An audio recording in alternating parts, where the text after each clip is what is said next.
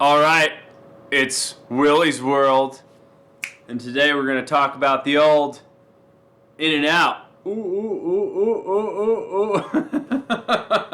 Hashtag get canceled. I was a lot more fired up about this a couple hours ago. All right, no, seriously, we're going to talk about the inward journey.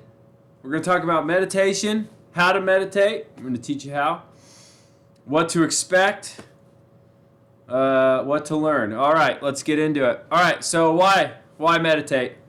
Why do we need to learn how to meditate? Well, the old in and out. There's only two, there's outside and then there's inside. There's inside. So if you're not happy or you want to know the truth, then you got to learn how to meditate. And in life, most people, and we've all been pretty much taught to look outside for happiness. And if you look outside for happiness, there's only three outcomes, okay? There's only three outcomes. If you're looking outside, you're looking in the form of objects to satisfy something inside, okay? So we're dealing with objects. So three outcomes. The first outcome, you get the object you want that you think is going to make you happy, and it makes you happy. Most people don't fall into that category. Okay? So if you do fall into that category, GTFO. The second category is there's an object we want and we get it, but after a certain amount of time, it doesn't make us happy, or we're still discontented. We get it and we're discontented, or we have it for some time and it's no longer satisfying to us. That's the second category. And then the third category is you have a wanted object, you never get it. And that's not happiness. So outside doesn't have a whole lot of happiness for us, really. So, got to go inside. The inward journey. Okay. The inward journey. Doesn't make much sense to the logical mind, the mind that we've all lived in up until this point. Assuming you've exhausted the objects in your search. Assuming you've tired of searching. Okay? So you go inside and you use the breath, which is called anapada, which is called samadhi meditation. There's lots of different types of meditation techniques. There's visualization, there's mantras, there's walking. Now, if you're learning how to meditate, like if you've never meditated before, and you're learning from this video, or you're watching this video, and don't have much experience, I wouldn't try any of those types techniques. Straight away, I would just observe the natural, normal nose breaths, going in, coming out. Going in, coming out. Sit in a quiet place, upright, not moving, close eyes.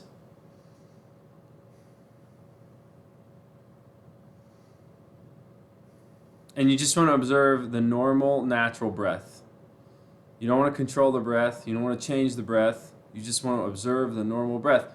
The reason why we're not going to use mantras or visualization is because the mind has to conjure something up, has to conjure up a sentence, has to conjure up an image, has to conjure up something. And although that can concentrate the mind, that's not what we want to do, because we're trying to get away from conjuring up, because we've lived in our compulsive thinking minds, our conceptual minds, our whole entire lives, where they're always conjuring things up.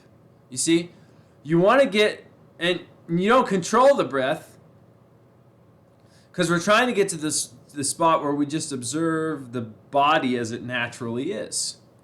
That's where we're trying to get to.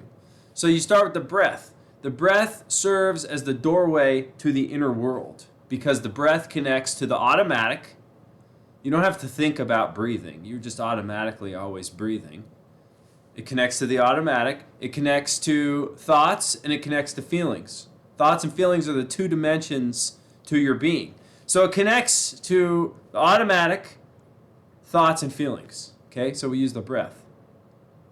How does it connect to thoughts? Well, when I first started meditating, practicing Anapana, observing the natural breath, the first realization I had about my thoughts was that they were so loud. They're so loud. The thinking is so loud. This is compulsive thinking.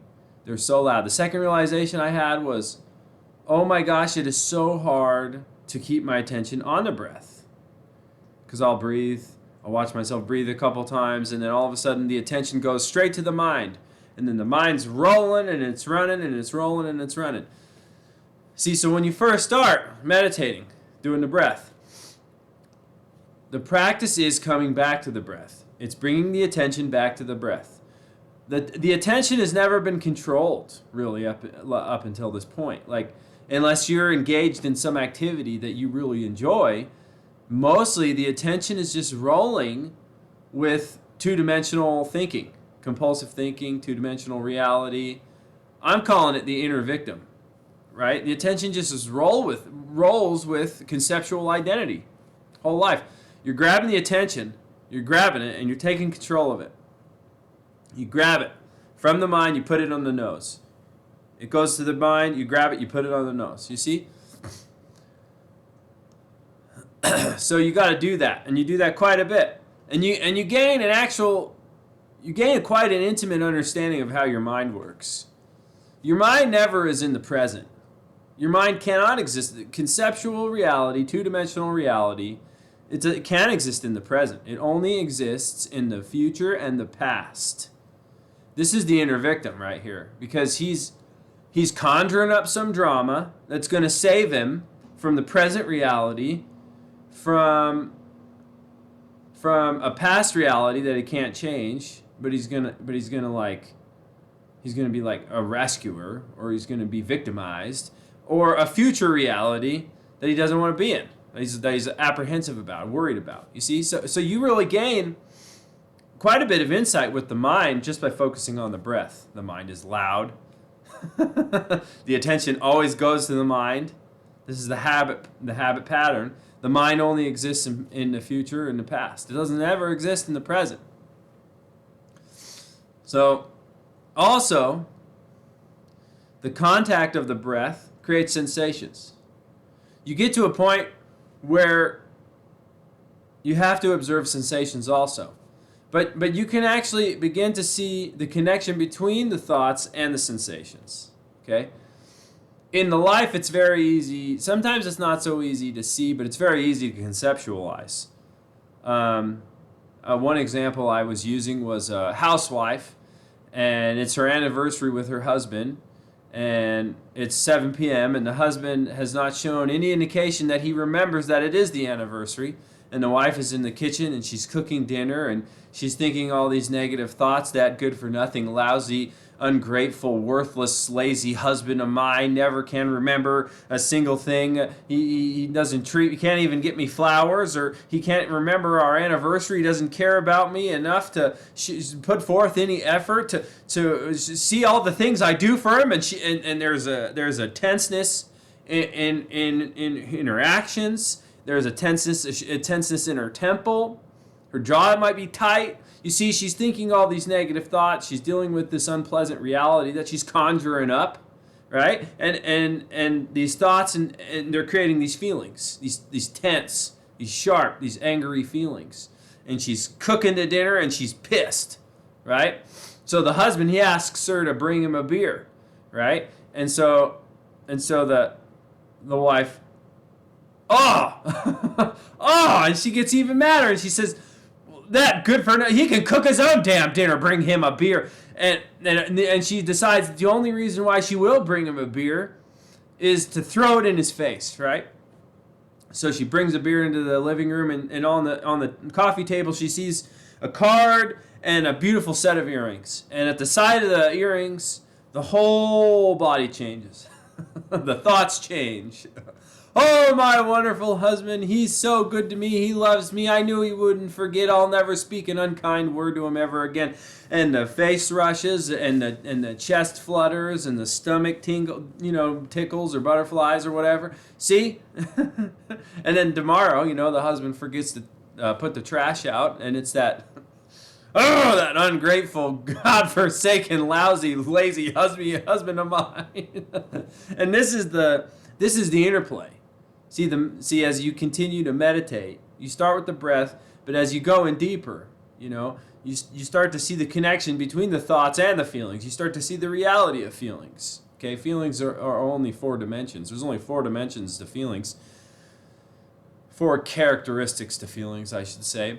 And the best way to learn how to go beyond the breath in terms of meditation is a technique called Vipassana meditation, is taught by S.N. Goenka at a 10-day silent meditation course. If you want to get real serious about meditation, you go to one of those courses. I can't think of another way that you would learn a technique. You go to one of those courses, you learn the technique, that way you say the exact same thing. There's no other way. So, but you start to see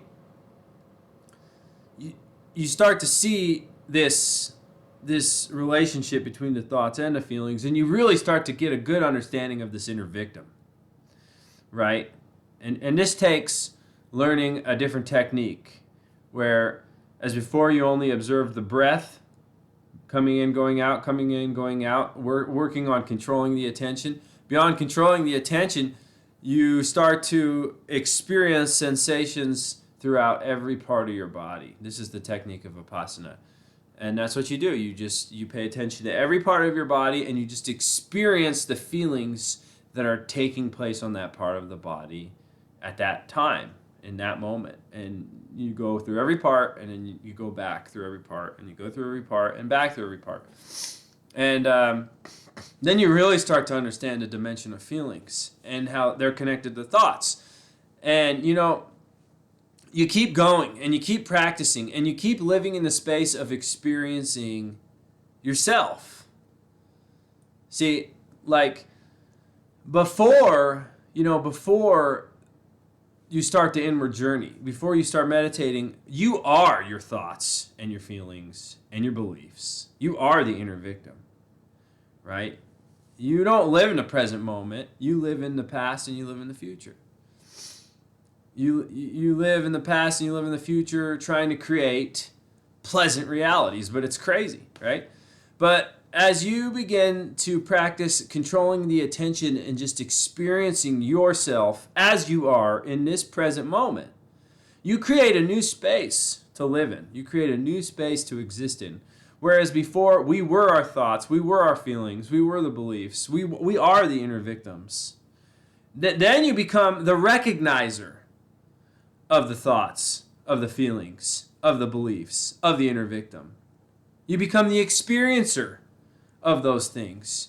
You are not your thoughts. You are not your inner victim, the beliefs, the feelings. You are the experiencer of those things, the recognizer of those things. See, that's the real truth.